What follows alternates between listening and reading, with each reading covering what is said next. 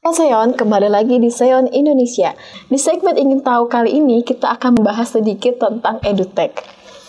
Jadi, EduTech itu terdiri dari dua kata, yaitu edukasi dan teknologi. Kira-kira sih maksudnya adalah kegiatan pendidikan yang difasilitasi oleh teknologi yang pasti tujuannya untuk memudahkan pembelajaran.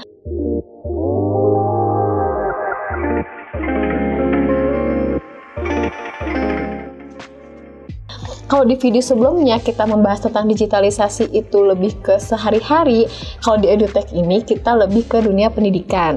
Sebenarnya pilihan EduTech itu sudah ada dari lama, tapi baru digandrungi itu mulai semenjak adanya pandemi, yang memaksa kita itu harus menghindari kerumunan dan belajar dari jarak jauh. Mutu pendidikan yang berkualitas itu sudah pasti diinginkan oleh semua orang. Nah, dari kehadiran EduTech ini, kita berharap itu akan memudahkan pendidikan di Indonesia. Selain memungkinkan pendidikan dengan jarak jauh, dengan EduTech itu bisa meningkatkan potensi dari guru kita.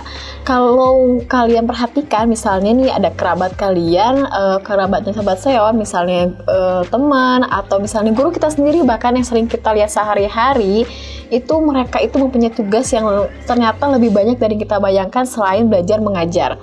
Jadi kegiatan guru itu tidak hanya belajar mengajar, tapi lebih banyak dari yang kita bayangkan. Dari situ kita tahu kalau memastikan pembelajaran yang baik itu bukanlah hal yang mudah.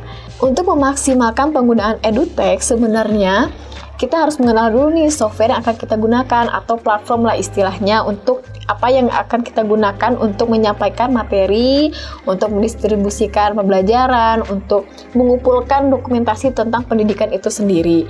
Kemudian kita baru memilih kita mau pakai hardware-nya apa, misalnya bisa lewat laptop, bisa lewat HP, atau mungkin keduanya, yang pasti dapat mendukung pembelajaran yang ada.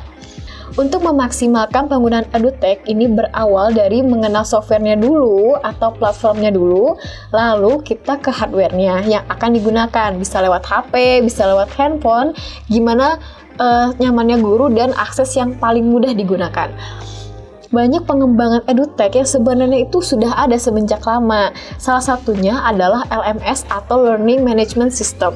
Pada LMS bentuknya itu lebih ke perencanaan kegiatan pendidikan.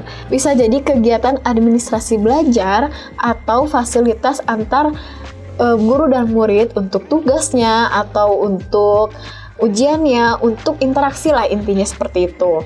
Peran guru sebagai fasilitator dalam EduTech itu tidak boleh sampai hilang. Pelajaran maksimal itu ketika guru dan murid bisa berinteraksi secara langsung. Nah, kinerja interaksi antara guru dan murid itu disupport oleh peran digital. Mensupportnya adalah untuk mempermudah proses belajar, pendistribusiannya itu, seperti itu. Seperti yang kita tahu, guru selain berperan memberi materi di saat pembelajaran, kewajiban lainnya adalah pastikan sebelum belajar itu mereka harus banyak menyiapkan materi, kurikulum, kompetensi dasar dan lain sebagainya.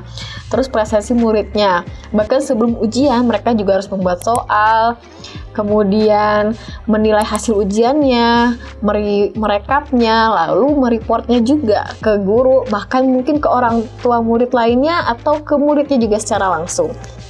EduTech sendiri memiliki beberapa kelebihan.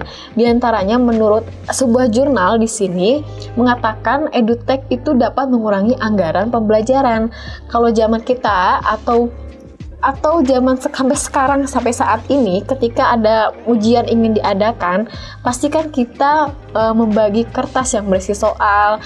Jadi ada biaya kertas, ada biaya printnya, mungkin juga setiap murid mendapatkan lebih dari 1 lembar ujian untuk 1 kali mata pelajaran. Belum lagi mata pelajarannya juga banyak.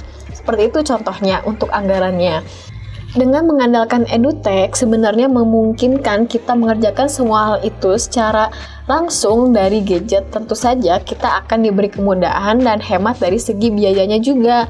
Inovasinya pun dapat memungkinkan, tapi memang kendalanya adalah kita harus memastikan setiap murid itu memiliki fasilitas untuk mengakses dari EduTech itu sendiri.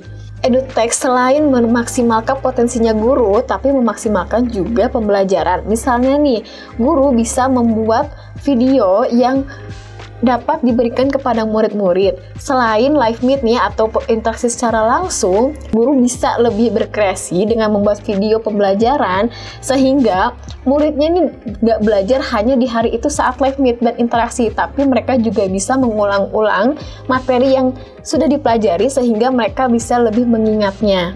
Kemudahan lainnya adalah biasanya EduTech itu bisa diakses langsung oleh murid dan gurunya secara bersamaan. Jadi ketika muridnya nih butuh materi, guru bisa sambil memberi materi dan murid bisa tinggal membacanya atau bahkan mendownloadnya sekalian.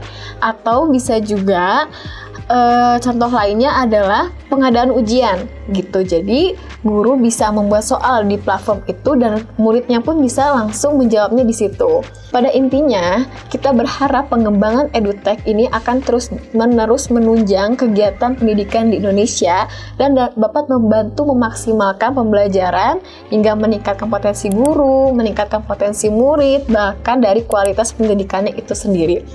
Nah, itulah sedikit penjelasan tentang EduTech. Semoga dengan kehadiran EduTech dan terus berkembang akan memberi banyak manfaat bagi proses pembelajaran, baik guru, murid, ataupun stakeholder lain dalam dunia pendidikan. Sampai jumpa di video selanjutnya.